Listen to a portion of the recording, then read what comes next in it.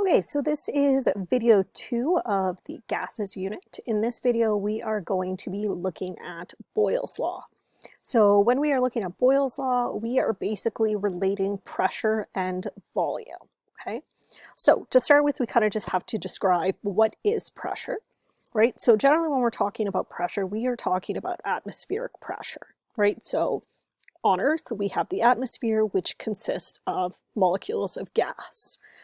Although they have very little mass, obviously gravity is drawing them towards the surface of the planet. So we feel pressure based off of force per unit of area. So what you find is that atmospheric pressure is basically how much force all those gas molecules on top of you are exerting on you. Where you are on Earth is going to change how much pressure you feel, right? So if you are at sea level, versus, let's say, at the top of Mount Everest, you're going to find that there's a very different feel to the pressure. And the reason for that is when you're at sea level, there's a huge column of gas above you.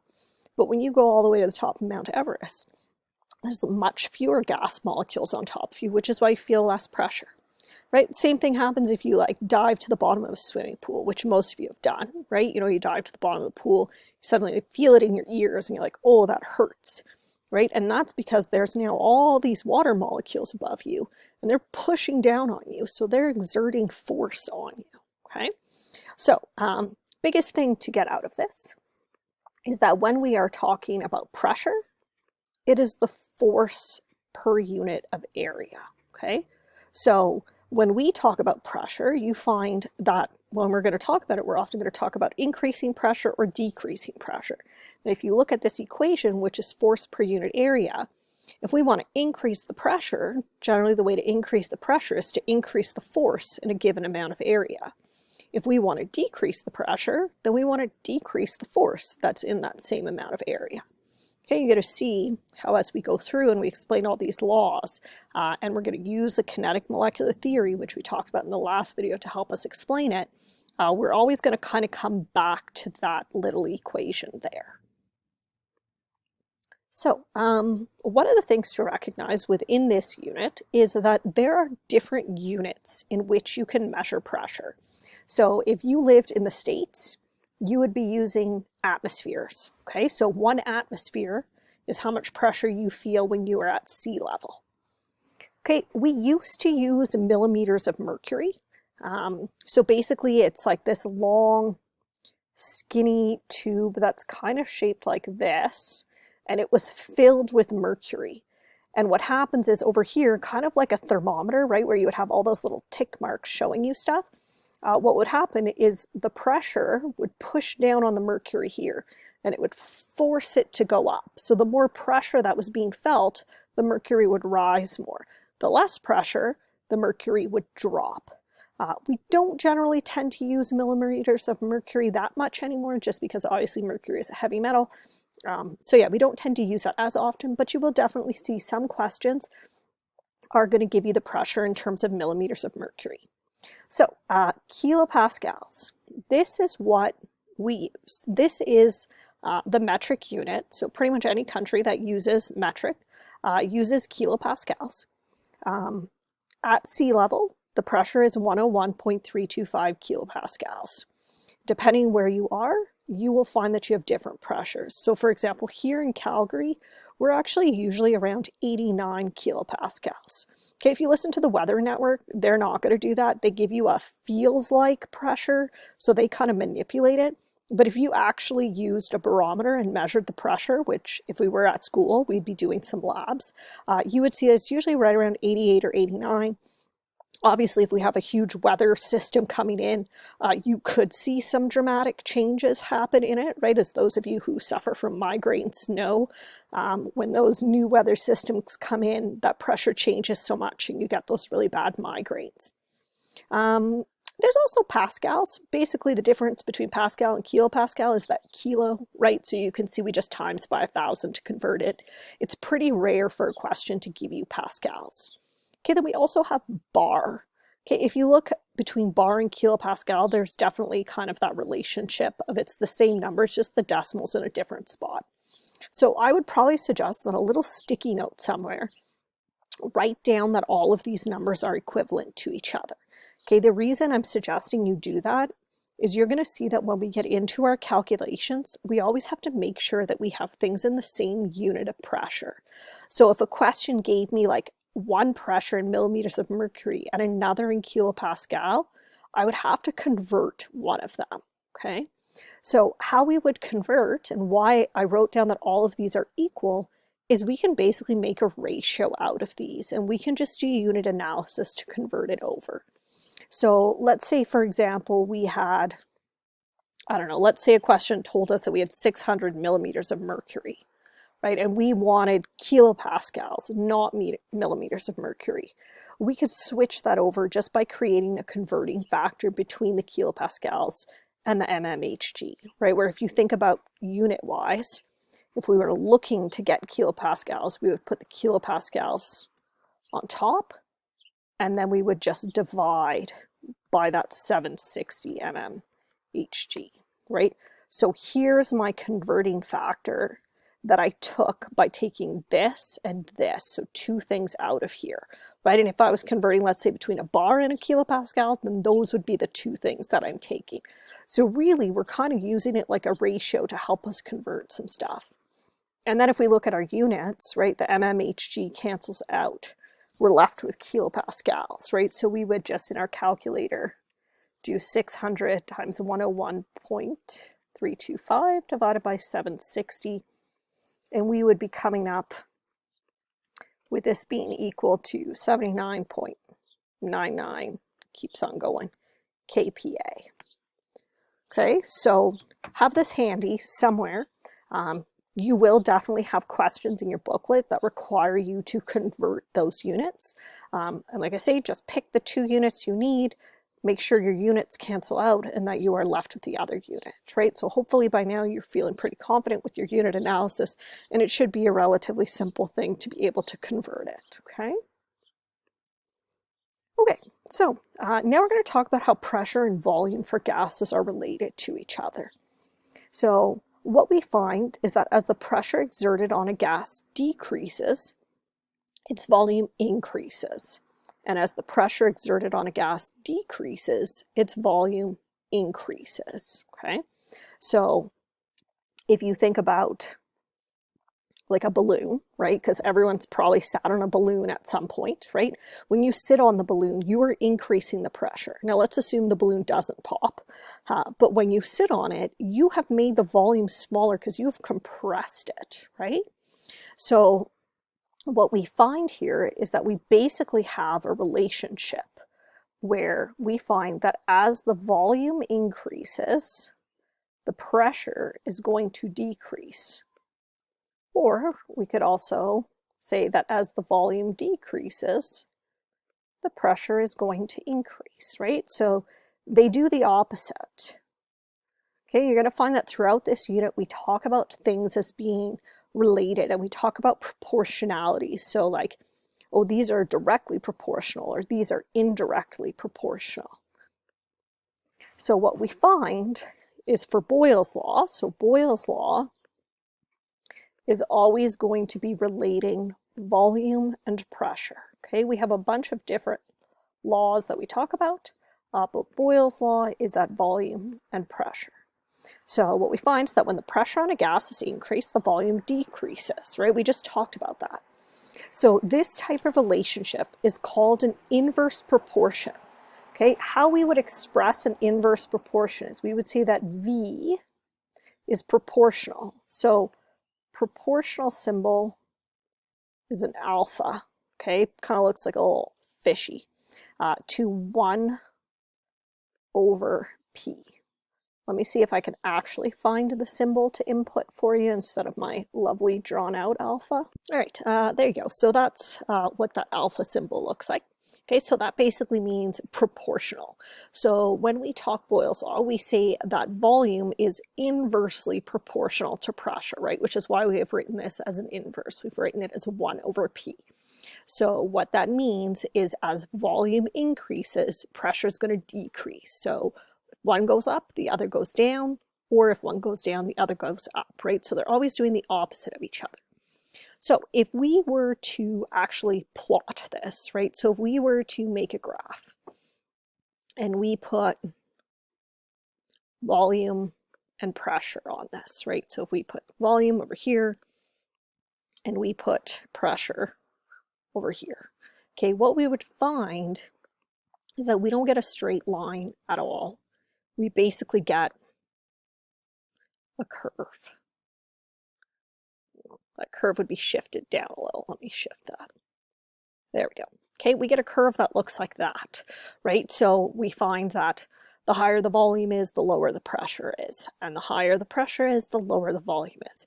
So this isn't super helpful to us, and that's because we want to eventually be able to generate an equation so that we can solve for stuff, right? If you think about math class, the easiest type of curve or line to generate an equation for is a straight line.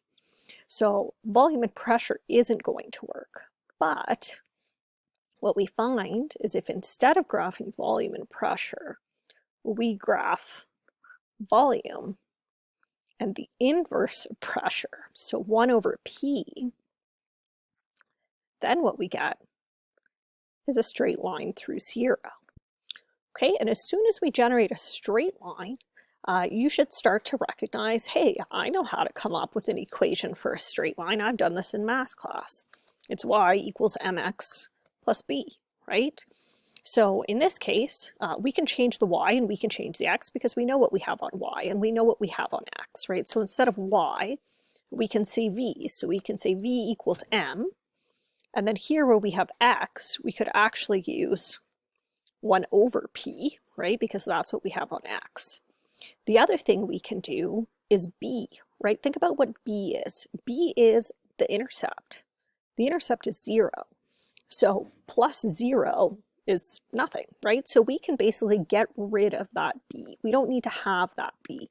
And the reason we don't need to have the b is because of the intercept over here. So we can say that v equals m times 1 over p, which we could further rearrange and move this 1 over p to the other side, right? So we could say that vp equals m. Okay, so you might be wondering why I'm doing that. I'll show you in a second why I'm rearranging it like that. Okay, so why I'm rearranging it like that is we want to be able to relate two different spots, right? So let's say we consider this point on the line and we call this point 1. And then we consider this point on the line and we call it point 2, right? So if we analyze the v and the p at point 1, and we analyze the v and the 1 over p, I guess I should say, at point 2, we're actually going to find that we can relate position 1 and position 2. And the reason we can do that is think about m. M is the slope. Does the slope of this line change at any point in time? It doesn't, right?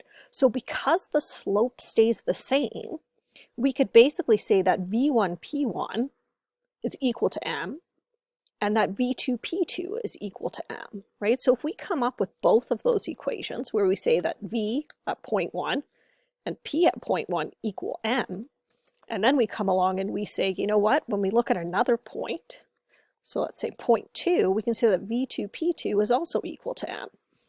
Well, if m is here, and it's here, and it's the same, what can I say about v1, p1 and v2, p2? Well, I can come up with an equation that relates the two of them. And I can come up with v1, this, p1 equals, having issues, hold on, v2, p2, right? So I can relate those two positions. So this equation is our Boyles law. Okay, so if I know the v1, p1, and let's say I know the v2, I can figure out what p2 is, right? So as long as I know 3 of these things, I can figure out what the other one is. Obviously, this assumes a couple of things. Okay, this assumes I haven't changed the temperature. And that's because remember when we talked on that first lesson about properties of gases, we said that temperature would impact the volume. So we're going to assume temperature stays constant. we're also going to assume that the amount of gas we have remains constant. So we're not adding to it, we're not removing it, we're simply manipulating what that pressure or what that volume is, okay? So that basically gives us Boyle's law.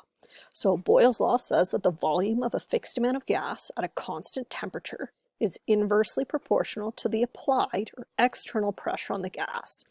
And it generates this equation of P1V1 equals P2V2. Okay, this equation will always be given to you, but it can be handy to have a little equation sheet. Normally I would cut one up and give it to you. What I will probably do is just post it on D2L. And if you want to print it, you can, or if you just want to kind of put it on like a little, I don't know if a sticky note would necessarily be big enough unless you have a big one, but maybe if you have like a little cue card, you could definitely put some of these equations on it so that you have your equation sheet handy. Okay, so let's look at an example. So a weather balloon with a volume of 2,000 liters at 101.325 kilopascal rises to a height of more than 1,000 meters, where the pressure drops to 60.80 kilopascals. Assuming temperature is constant, what is the final volume of the weather balloon? So one of the things you're going to find with units in this particular unit, they have to be the same. So what I mean by that is if we're looking at volume, either they're both in liters or they're both in milliliters. I can't have them different, but it doesn't matter which one I pick as long as they're the same. Okay, the same thing is true for pressure. In this case, it's given me kilopascals and kilopascals, so they're both in the same unit. I don't have to do any converting. But if, let's say, this was kilopascals and this was like ATM, I would have to choose one of them, doesn't matter which one, and I would have to convert it to the same unit as the other one, okay? So I would go back to wherever I've written down all those things that are equal to each other, and I would create that ratio like I showed you to be able to convert one of them, and then you're using that new value inside of your equation. Okay, so things we're doing. We're still going to write out our givens, okay? So we have our V1 as 2,000 liters. Okay, we have our P1, which was the initial pressure, as 101.325 kilopascals. Okay, then we were given P2 as 60.80 kilopascals. Okay, V2 in this case is our unknown. That is what we are trying to solve for. Okay, so we have our equation, right, of P1V1 equals P2V2. Okay, we need to rearrange this equation, right? We need to isolate V2. We need it all on its own. So to isolate V2, we're going to have to divide both sides by P2 so that we can get rid of the P2 that's over here, right? Because that's what we need to do. So this is where those of you that are really good at rearranging equations, you're going to find the calculations in this unit are a breeze. Those of you that struggle a little bit with rearranging equations, you're going to find that sometimes it's kind of hit or miss for you, but there are definitely some things that you can look for when you get to the end of a calculation to determine, did I actually rearrange that properly, right? So now we have our rearranged equation of V2 equals P1 V1, and that is going to be over P2. Okay, now that we have that, we can plug our numbers in. So we would say that V2 is equal. So P1 was 101.325 kilopascals times V1, which was 2,000 liters. And then we are going to put that over our P2, which was 60.80 kilopascals. Okay, still important to write your units just to make sure that you haven't made a silly mistake rearranging, right? Sometimes you guys get to the end and instead of the liters being on top, you actually have 1 over liters, and that should kind of be an indication that something isn't quite right.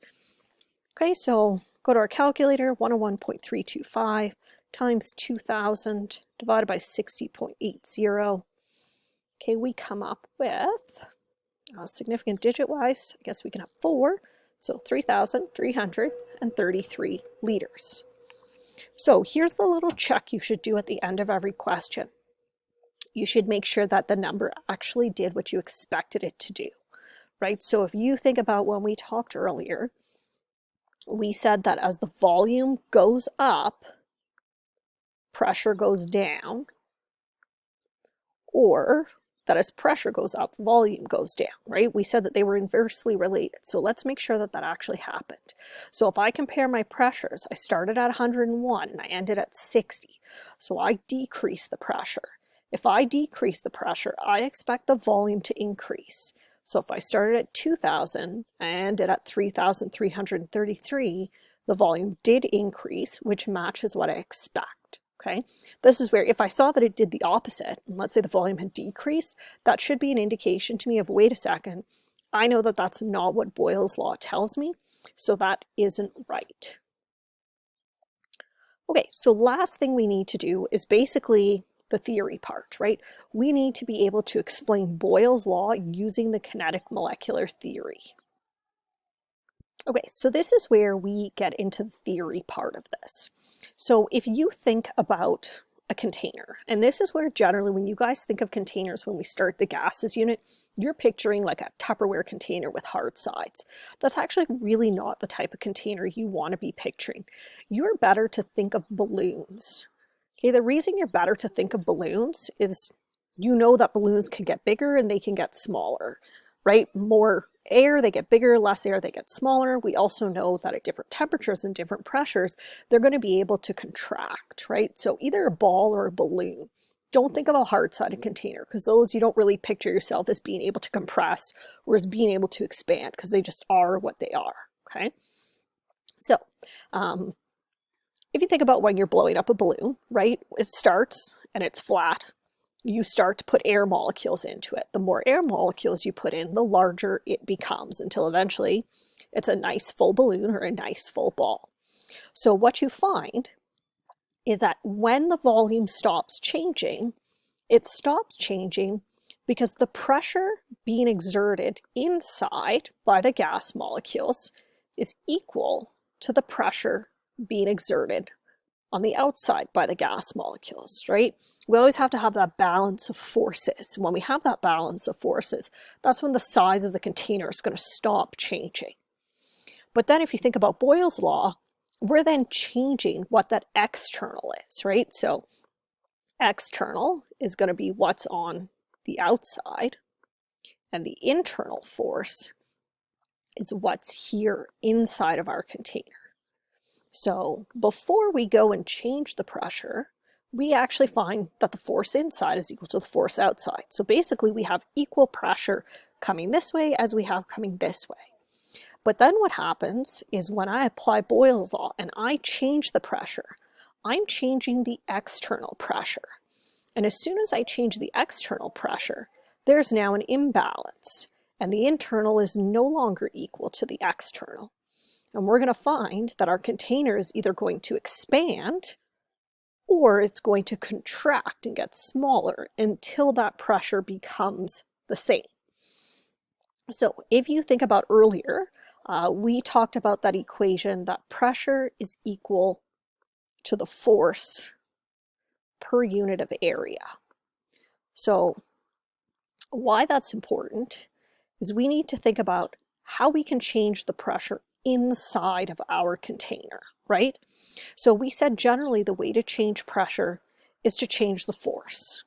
So if we think about our gas molecules and we think about what applies a force, well, generally what applies a force is a collision, right? When a gas molecule collides with the walls of the container, that applies a force. So more collisions means that we have more force. And if we have more force, that means that we have more pressure. So the opposite is also true, right? If we have less collisions, then there's going to be less force, which is going to mean less pressure. So depending on what we do to the external pressure, that's what's going to determine what happens inside, okay? So if we decrease the pressure on the outside, the pressure on the inside is also going to have to decrease, okay, so that eventually they become equal to each other again. If we increase the pressure on the outside, the pressure on the inside is going to have to increase as well until it becomes equal. So how it does that is by contracting and expanding. And the reason for that is we're talking about collisions, right? And we said that gas molecules are basically going to bounce around inside of this container. They're going to change directions when they hit the walls of the container. So how would I get more collisions? My gas molecules aren't moving any faster. They're still moving at the same speed. So the way I would get more collisions is I make the size of the container smaller. Now it takes less time for that molecule to bounce around. And so it's going to hit the walls of the container more frequently.